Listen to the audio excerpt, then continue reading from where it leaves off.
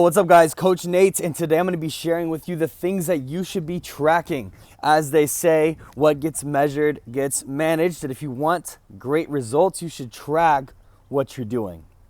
Track the work you're doing, track your progress. All right, so let's dive in. Here are the things that we're going to be talking about. We're going to be talking about tracking your weight, tracking your measurements, tracking progress photos, tracking your workouts, and tracking your cardio, your steps, things you're doing outside the gym. So we'll dive into each one of these.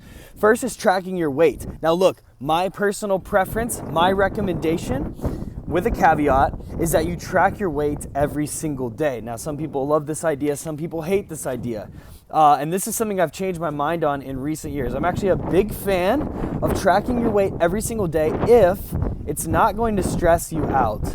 If you don't have emotional hang-ups when it comes to your weight, you should track it every single day. Now, if you have, for example, a history of, eating disorder, or perhaps you don't have that, but you're stressed out when you see the numbers on the scale, and it sends you just kind of into a whirlwind of emotions, negative emotions. Okay, then I would advise you don't do that. Don't weigh daily. Okay.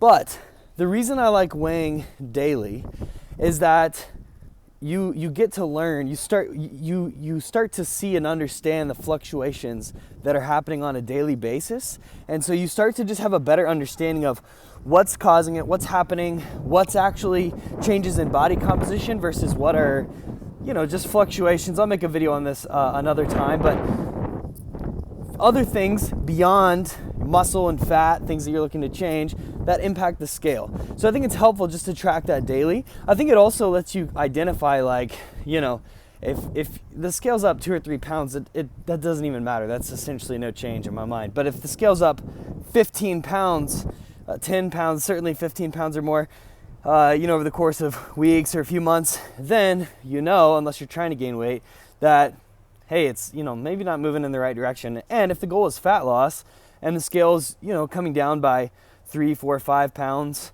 on average, even with the fluctuations every month, then you're making good progress. So anyway, I like to track weight weekly, but if you don't want to track weekly, check it as often as you feel comfortable. For some, again, history of eating disorder, or if the scale just really stresses you out, maybe avoid it altogether. But for everybody else, if you don't want to track it daily, try it weekly. If you don't want to do weekly, do it at least monthly. All right, next we're going to talk about measurements. I do like tracking weight a lot, but tracking measurements is also super important. So there's a few that we track at the gym.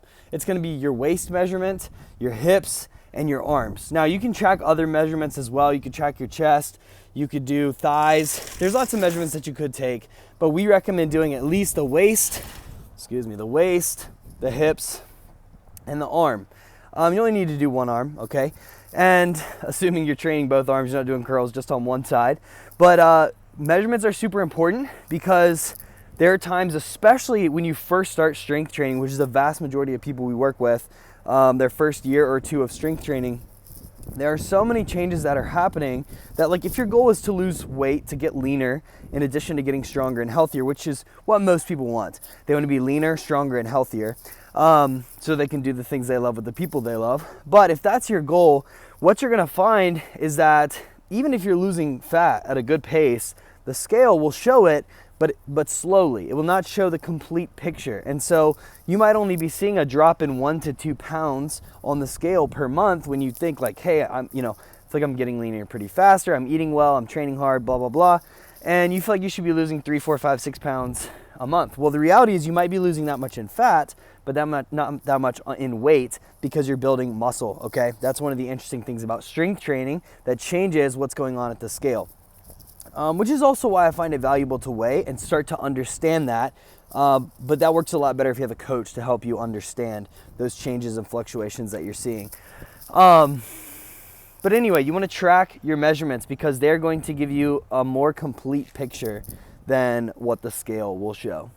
All right, next you're going to track pictures. Let me back it up. Measurements could be taken once a month. You could do them more frequently than that, maybe bi-weekly at the most frequent, but tracking them weekly, you're probably just going to drive yourself crazy. There's just going to be fluctuations in your waist, whether you're bloated or not, things like that.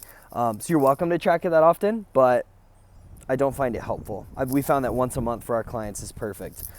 Next, we've got our pictures. I think pictures should be taken at least once a month. You could take these even weekly as well, but again, you're not going to see like crazy changes every week.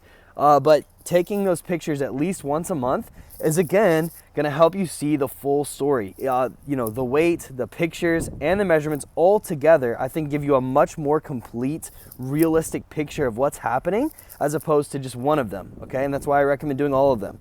Track your weight, track your pictures, track your measurements. And again, usually we'll take a few pictures. You'd want to be consistent so you can see the change. Be consistent whether you're flexing or not flexing, whether you're sucking in your gut or not. I just recommend maybe one flexing pose and then a relaxed pose from the front, a relaxed pose from the side. And you could get a coach to take these, a friend. You could also just take them in your mirror, the bathroom mirror at home. The important thing is just that you're consistent. And so typically in terms of what you wear, we recommend, shorts, and women, sports bra, guys, shirtless, but you can do whatever you want. Some people want to do tank tops, some people want to do t-shirts. Again, the important thing is that you are consistent. All right, so next you want to track your workouts. It's very important that you track your workouts. And this is one of the things that we do at Steel is we train versus exercise. And again, I'll do some content on this in the near future, but today's workout is not just about today. It's laying another brick in the building of your health and fitness. And so we want to track what you're doing. You're not just going into the gym and doing random crap. You're not going into the gym and just trying to beat yourself up, crush yourself, even though that's what most people do because they don't know what they're doing, and that's okay. But that's what we want to help you. We want to educate you so you don't do that. We want to make sure you're getting the most out of your workouts, because if you train, not exercise, your workouts will be much safer and more effective. And they generally are not going to be nearly as hard because they're focused and intentional and they've got a purpose. But anyway, you want to track your workouts. You want to write down what you did because you want to know that this week, next week, next week versus this week, next month versus this month, next year versus this year, next decade versus this decade, that you are getting stronger. You're making progress in the gym. And so, tracking what you do also gives you a target to shoot for. If you did 100 pounds for 5 on an exercise, next week try to do 102.5 for 5, or try to do 100 for 6. Like little progress, just little bits, add a rep, add a few pounds here and there. Those changes add up to massive progress over the course of weeks, months, years, and decades, okay? So you want to make sure you're tracking what you're doing. I found that, one, it ensures that you have intention and purpose in the gym, which is going to get you better results, but it also gives you a target to shoot for. If you're just going in and you're like, I'm going to train really hard, when people first start out, they usually overdo it because they're just going to burn out. They do way too many sets, they wreck themselves, they're super sore, they're exhausted, they're nauseous, they never want to come back. And that's what most people do, is they do 6 days a week, they work out all the time, they crush themselves, and their bodies aren't ready for that. And their body's like, screw you, dude, we're not doing this anymore. If it pushes back and you lose, right? And so you want to be more methodical, more intentional. And so I think tracking your workouts lets you know, hey, it doesn't feel like I've been crushing myself while I'm starting my fitness journey, but I am making progress. I see it week to week in the notebook. But I also think the longer that you train, you can fool yourself. There are people who have been in the gym for 10 years and they work out pretty hard, but they never really make progress. And one of the things that you can see is they're going in and they're training as hard as they feel like they can, but I think when you have an objective number, sometimes it forces you to push a little bit more, to eke out one more rep rather than just I'm gonna go until I'm tired. No, you go and you try to beat what you did last time, all right? That's why we wanna track our workouts. And the last thing we wanna track is your cardio or your outside the gym activity, your steps, maybe you hike, bike, swim, doesn't matter. Whatever you're doing, you want to track it. And so with cardio, typically we want to track minutes. We want to track a number of steps that you do. Those would be the two main ones. But really, it doesn't matter how you want to track it. Again, just like everything else, we want to make sure that you're consistent, so that you know it's just more variables that you can play with. So if you get stuck, you can say, okay, how much cardio have I been doing? What have I been doing in the gym? What are my, pictures, measurements, and weight look like? You can look at all those things and then make adjustments based on those. So just track your cardio, how many minutes you're doing, maybe how intense, beats per minute, where your heart rate is at, duration, all that stuff. And when you track these things, you will make much better progress than just following some random fitness plan. track what you do in the gym with your cardio, track your results in pictures, measurements, and your weight. Do those things and you will see amazing progress.